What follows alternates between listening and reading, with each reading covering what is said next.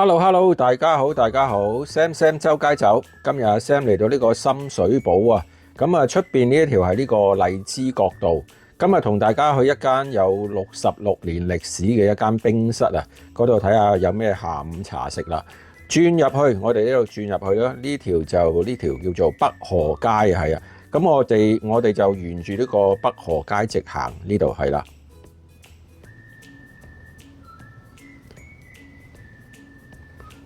沿住北河街呢度直行，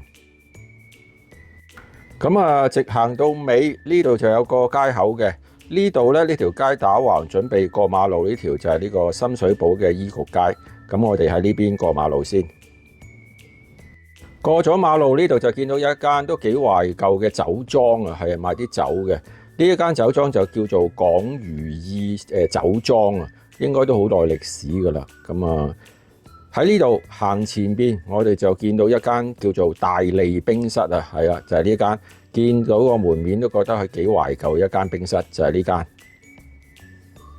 呢間啊，1960年開嘅呢間大利冰室，今日入去同大家睇下啲咩食。好，咁啊4點幾鐘呢個時間入去啊，應該我估計有位啦，係啦，入邊應該都好多吉位任坐嘅。呢間就66年啦，66年好懷舊嘅冰室。咁啊，今日就小弟就坐呢個卡位咯，係咯，而家都冇乜人任坐啊。睇一睇個餐牌，咁啊有啲叫做滋味嘅下午茶，38蚊，包括呢個蒜香雞翼西多士啦、吉列魚柳薯條、豬扒包薯條呢啲，咁啊另外有啲魚柳包薯條啊，呢啲就38蚊，咁啊有茶啦，凍飲加3蚊。下邊就有啲三文治餐嘅芝士腿治啊、餐蛋治啊、茄蛋治呢啲，咁啊呢個都係有茶，咁就凍飲亦都係加3蚊啦，呢一個就32蚊。睇一睇啊，另外有啲常餐嘅，咁啊包括呢個泰式肉碎公仔麵，我最嬲尾咧就要咗一個泰式嘅肉碎公仔麵，呢個就45蚊嘅。咁阿哥就問我：喂，係咪要泰麵啊？我話咩叫泰麵啊？佢話總之係泰麵啦。咁我就好啦，泰麵就泰麵啦。咁啊，另外有啲譬如話啲美味嘅叉燒湯意粉啦、蒜香雞翼麵、沙爹牛肉麵呢啲。咁啊，呢個常餐咧就包括呢個火腿奄列啦，或者炒蛋。另外就有個牛油多士嘅。咁啊，轉出前一丁福麵烏冬啊加4蚊，辛辣麵就加7蚊嘅。咁啊，呢個就係啦。如果你熱咖啡或者熱茶嗰啲就唔使加錢，凍飲嗰啲啊加3蚊。今日就我小弟要咗一個常餐。1960年開業啊，真係66年嘅老店嘅一間冰室啊！大家睇一睇個裝修啦，少少懷舊啦，我諗佢應該都係裝修過，咁但係都不失一個懷舊嘅風味嘅呢度。呢度啊，另外見到有啲百搭嘅麵餐嘅，咁啊包括呢個沙爹牛肉啊、雪菜肉絲啊、榨菜肉絲，咁呢啲麵啦，係啦，咁就可以配呢個出前一丁啊、福麵嗰啲啊36蚊。下邊有一個扒類嘅麵餐嘅，咁啊包括呢個豬蛋豬扒曲出前一丁嗰啲啦。咁啊呢度就有啲早餐啊大約38蚊到啦，係咯。咁啊下邊有啲叫做歐陸嘅扒餐，咁啊食扒嘅呢個係42蚊。咁啊另外有啲三文治餐，咁啊率先嚟咗就已經嚟晒啦。嗰個泰式麵同埋個奄列牛油多士都嚟咗啦。咁啊另外有杯熱奶茶，咁我嘅常餐嚟嘅呢個係。呢個就係呢個泰式嘅肉碎嘅公仔麵，其實上面就好多豆角咯，肉碎就老實講望落去就真係好少啦。係咯，呢個阿哥又話有啲泰麵，其實呢個什麼泰麵，其實都係呢個公仔麵。最大問題係有啲肉碎咧，真係少得可憐啊！係咯，淨係得啲豆角，哇！呢個好似麻麻地嘅，個湯望落去就係啦。而家試試個湯底先，睇下有冇飲先湯底。我覺得咧內容唔豐富咯，同埋睇個樣嘅賣相都唔係話好吸引。最大嘅問題就係太少肉碎，咁你叫得到泰式肉碎，我諗個樣唔係咁樣，個賣相係完全唔掂，加上啲肉碎真係太少，淨係俾啲豆角嚟食，咁啊呢個真係麻麻地啊！未食啊，賣相就唔係好得噶啦，咁啊而家試試湯底先。個湯底都係有啲泰式麵嘅呢個味道嘅，咁啊，但係就都我會覺得係幾濃嘅味精咯，味道係一定夠㗎啦，都幾好飲添個湯。咁但係嗰啲味精湯嘅湯底嚟嘅。咁啊，而家試試個麵冇乜特別咯，都係啲公仔麵啫，係咯。咁啊，而家試試個麵同埋啲豆角嘅質素如何先？食佢就係幾好食嘅，包括嗰啲豆角咧，佢都有啲泰式嘅味道嘅，其實都係啦。食落其實幾好食嘅，因為個湯底夠味，同埋個湯底都有少少泰式嗰種口感咯。其實食落就反而幾好食嘅。最衰有一樣嘢就係嗰個佢俾你嘅配料實在太少，啲肉類啊嗰啲肉碎真係少得可憐，淨係俾豆角你食，呢樣嘢係大打折扣。即係如果佢多翻啲肉碎，如果啲肉碎嗰個賣相啊，同埋啲豆角個賣相好啲咧，咁基本上其實呢個麵都幾好食嘅。咁而家我就會覺得一個幾好食嘅公仔麵，有少少泰式嘅口味咯。咁你話好唔好食都 OK 嘅，咁但係最大問題就係嗰啲料實在太少。咁咪有少少嘅泰式風味咧，其實食落去係幾好食嘅。不過湯底就應該就真係幾重呢個味精㗎啦。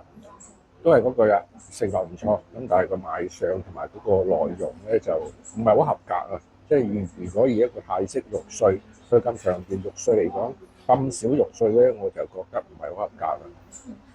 即係如果你純以呢個湯底同埋個公仔麵咧，其實好食嘅，我覺得係個內容少啲咯，咁啊基本上都有少少泰式嘅口味嘅。食落其實都我覺得都唔錯嘅個麵㗎，但衰在嗰個麵即係我剛才所講啲配料上係太少咁解嘅啫。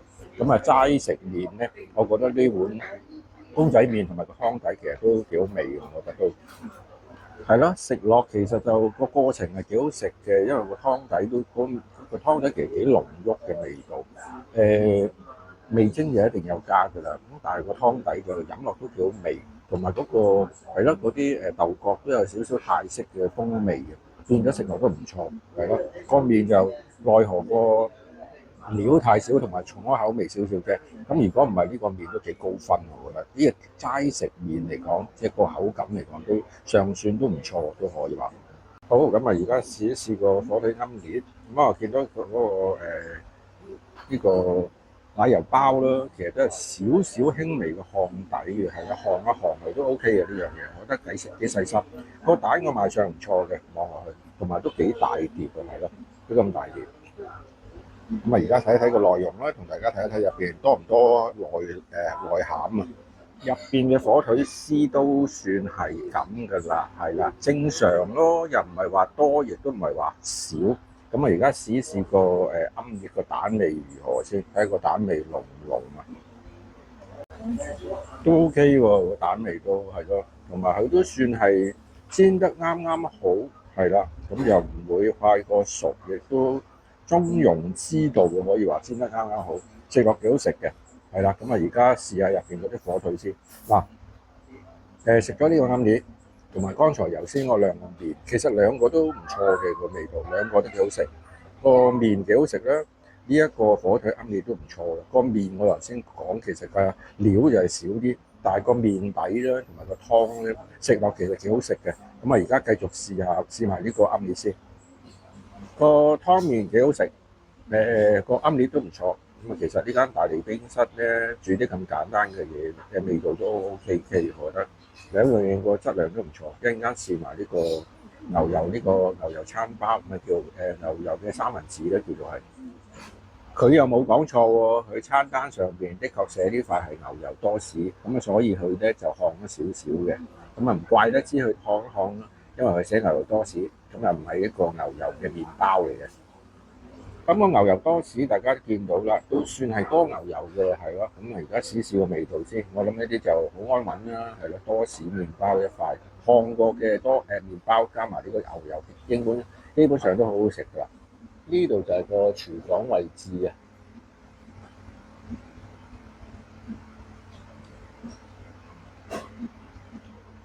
呢啲精選套餐就應該係長期供應㗎啦，呢啲係45蚊。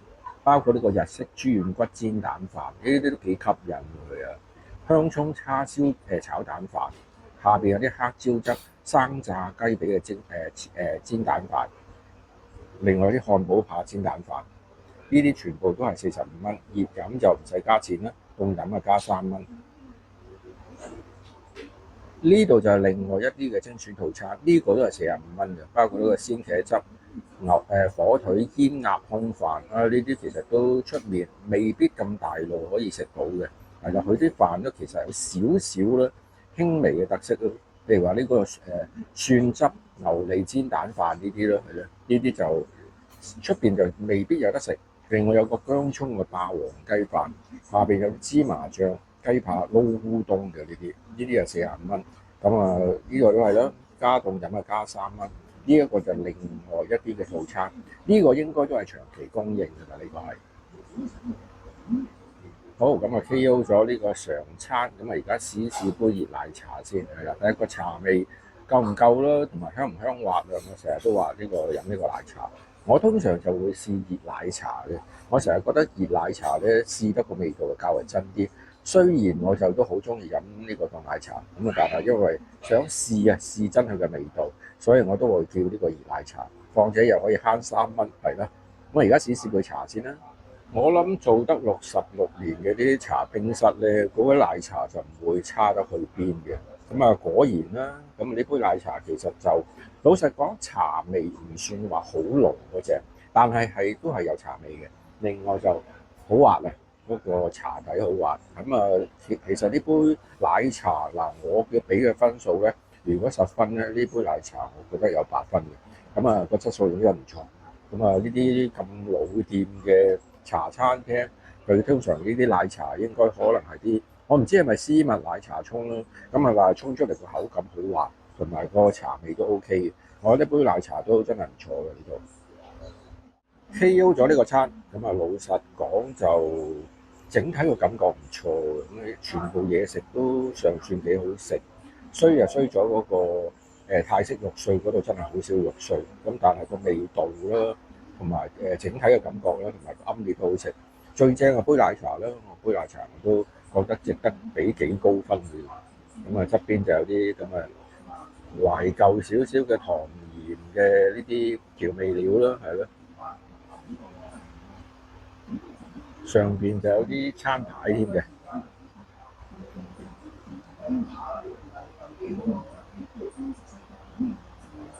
仲有啲咁樣嘅風扇啦，跨牆嘅風扇有2把，出邊係仲有個神台添，大家見到。